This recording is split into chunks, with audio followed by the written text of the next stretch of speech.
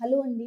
కొంతమంది patients fertility treatments తీసుకోవడానికి వచ్చినప్పుడు ఇనీషియల్ స్కాన్ చేసినప్పుడు ఈ ఎగ్ నంబర్ అనేవి చాలా తక్కువగా ఉంటాయి. ఇనీషియల్ స్కాన్‌లో జనరల్‌గా వయసులో ఉన్నప్పుడు 8 ఫాలికల్స్ కనిపించాలి. అలాంటిది మనకి 3-4 ఎగ్ నంబర్ తక్కువగా ఉండడము, ఇలా ఎగ్ నంబర్ తక్కువ ఉన్నప్పుడు మన ఏఎంహెచ్ టెస్ట్ చేసినప్పుడు కూడా ఏఎంహెచ్ 1.5 కన్నా తక్కువగా ఉండడము, అరే! ఎగ్ నంబర్ తక్కువుందమ్మా, ఏఎంహెచ్ తక్కువగా ఉంది అని చెప్పినప్పుడు చాలా కంగారు పడుతుంటారు. మేడం ఇది మాకు ఫెర్టిలిటీ ట్రీట్మెంట్స్ తీసుకునే కన్నా ముందు అంటే ఇప్పుడు లాస్ట్ స్టేజ్‌లో ఇప్పుడు వచ్చినప్పుడు మాకు తెలుస్తుంది కదా!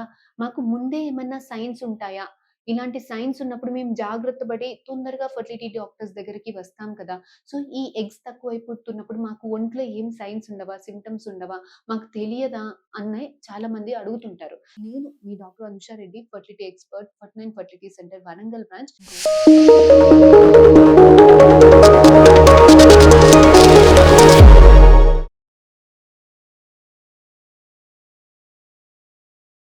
ఈరోజు మనం ఈ వీడియోలో ఎగ్స్ తక్కువైపోతున్నప్పుడు, ఒంట్లో ఆడవాళ్ళకి ఎగ్స్ తక్కువగా అయిపోతున్నప్పుడు మనకి ఏం సైన్స్ ఉంటాయి? ఒకవేళ తక్కువగా ఉంటే ఏమన్నా మెడిసిన్స్ ఉంటాయా? ఏమన్నా నేచురల్‌గా ఫుడ్ ఐటెమ్స్ ఉంటాయా పెంచుకోవడానికి? ఎగ్స్ తక్కువగా ఉంటే నేచురల్‌గా ప్రెగ్నెన్సీ రాదా? ఖచ్చితంగా ఫెర్టిలిటీ ట్రీట్మెంట్స్ పెద్ద పెద్ద ట్రీట్మెంట్స్ ఐవీఎఫ్‌లు చేయించుకోవాలా? లేదంటే తక్కువగా ఉన్నప్పుడు డోనర్ ఆప్షన్స్‌కి ఖచ్చితంగా వెళ్ళాలా?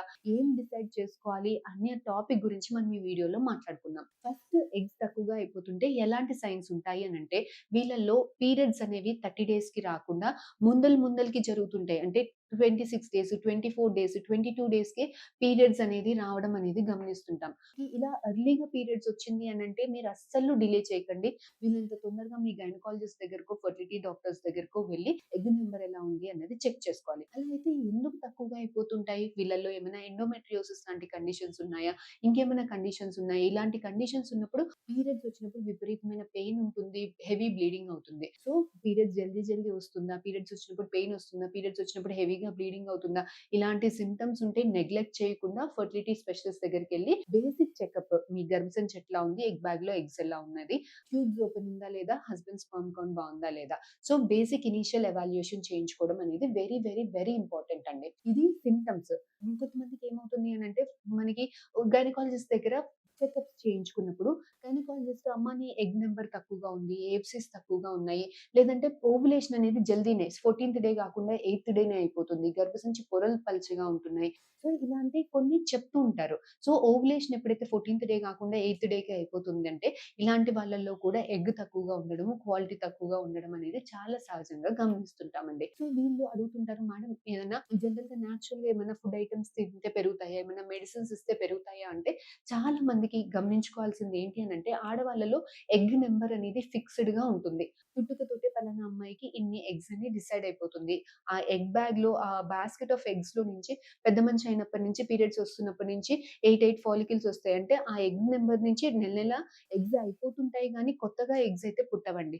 ఆ ఉన్న ఎగ్స్‌లో క్వాలిటీ పెరిగేదానికి కొన్ని ఫుడ్ ఐటెమ్స్‌లో మార్పులు చేర్పులు గాని, కొన్ని మెడిసిన్స్ మీ డాక్టర్ ఇవ్వడం గాని డెఫినెట్‌గా చేసినప్పుడు ఒక 10-15% ఇంప్రూవ్‌మెంట్ అనేది గమనిస్తుంటాం. సో, ఎలాంటి ఫుడ్ చేంజెస్ చేసుకోవాలి అనంటే వీళ్ళు ఎక్కువ మటికి నాన్ వెజ్ డైరీ ప్రొడక్ట్స్ కాకుండా ఎక్కువ మటికి fresh fruits, vegetables, dry fruits, almonds, walnuts, seeds ఇలాంటివి తీసుకొని ఇలాంటి హెల్తీ డైట్ తీసుకొని మీ గైనకాలజిస్ట్ డీహెచ్ఏ అని, అల్ట్రా క్యూ అని ఇలాంటి యాంటీ ఆక్సిడెంట్స్ అని కొన్ని మెడిసిన్స్ ఇస్తారు. టెస్టోస్టెరాన్ జెల్స్ ఇస్తారు మీ ఎగ్ నంబర్‌ని బట్టి. సో, ఇలాంటివి తీసుకొని మరీ ఎగ్స్ తక్కువగా ఉన్నాయంటే కొన్ని పీఆర్‌పీ ట్రీట్మెంట్స్ కూడా ఉంటాయి. బట్ అవన్నీ కూడా స్టెమ్ సెల్స్ ట్రీట్మెంట్స్ అని, పీఆర్‌పీ ట్రీట్మెంట్స్ అని ఇవన్నీ కూడా చాలా ఎక్స్‌పెరిమెంటల్ స్టేజెస్ అండి. అవన్నీ మటికి కాకుండా బేసిక్‌గా మీ ఎగ్ నంబర్ ఎలా ఉంది? కౌంట్ ఎలా ఉంది? అన్నది చూసుకొని సో, మీ ఏజ్ తక్కువగా ఉంది. మీ హస్బెండ్‌కి అంతా బావుంది. ట్యూబ్స్ అంతా ఓపెన్‌గా ఉంది అనంటే మీరు నేచురల్‌గా కూడా ట్రై చేసుకోవచ్చు. కంగారు పడాల్సిన అవసరం ఏమీ లేదు. ఎగ్ తక్కువగా ఉంది. ఖచ్చితంగా ఐవీఎఫ్ఏ చేసుకోవాలి అని ఏమీ లేదండి.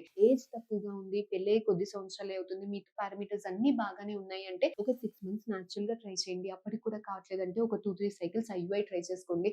అప్పటికి కూడా కావట్లేదు అంటే ఐవీఎఫ్‌కి మూవ్ ఆన్ అవ్వండి. లేదు మీ ఏజ్ ఎక్కువగా ఉంది. 35 ఇయర్స్ కన్నా ఎక్కువగా ఉన్నారు అనంటే ఎగ్ నంబర్ తక్కువగా ఉన్నారంటే ఇలాంటి కేటగరీ ఆఫ్ పేషెంట్స్ మాత్రం ఎక్కువ టైం వేస్ట్ చేసుకోకండి. ఇంకా వెళ్తున్న కొద్దీ లేదు హస్బెండ్ స్పెర్మ్స్‌లో ఏమైనా తక్కువగా ఉంది. ఇలాంటి కేటగరీ పేషెంట్స్ వీళ్ళంత తొందరగా ప్రెగ్నెన్సీ వస్తే బెటర్. వీళ్ళంత తొందరగా ఫెర్టిలిటీ ట్రీట్మెంట్స్ అంటే మీ హస్బెండ్ పారామీటర్స్‌ని బట్టి ఐవీఎఫ్ బెటరా? ఐవీఎఫ్‌కి వెళ్తే బెటరా? అన్నది చేసుకొని అలాంటి ట్రీట్మెంట్స్ తీసుకొని వీళ్ళంత జల్దీ ప్రెగ్నెన్సీ వస్తే సేఫ్ సైడ్‌లో ఉంటాం. ఇంకా ఎగ్స్ అయిపోకన్నా ముందే pregnancy at least 1 pregnancy is mandatory అండి. దాని తర్వాత సెకండ్ ప్రెగ్నెన్సీ మీరు నేచురల్‌గా ట్రై చేసుకున్న ఎప్పుడో ఒకసారి మంచి క్వాలిటీ ఎగ్ రిలీజ్ అవుతుంది. Then you can become pregnant. కానీ ఏమేస్ తక్కువ ఉన్నప్పుడు ఫస్ట్ ప్రెగ్నెన్సీ మాత్రం అస్సలు డిలే చేసుకోవద్దండి. ఇది ఎగ్స్ తక్కువగా ఉన్న వాళ్ళలో గురించి ఇన్ఫర్మేషన్. ఫర్దర్‌గా మీకు ఇంకా ఏమైనా డౌట్స్ ఉంటే please do comment in the comment section. Will definitely get back to you. Thank you.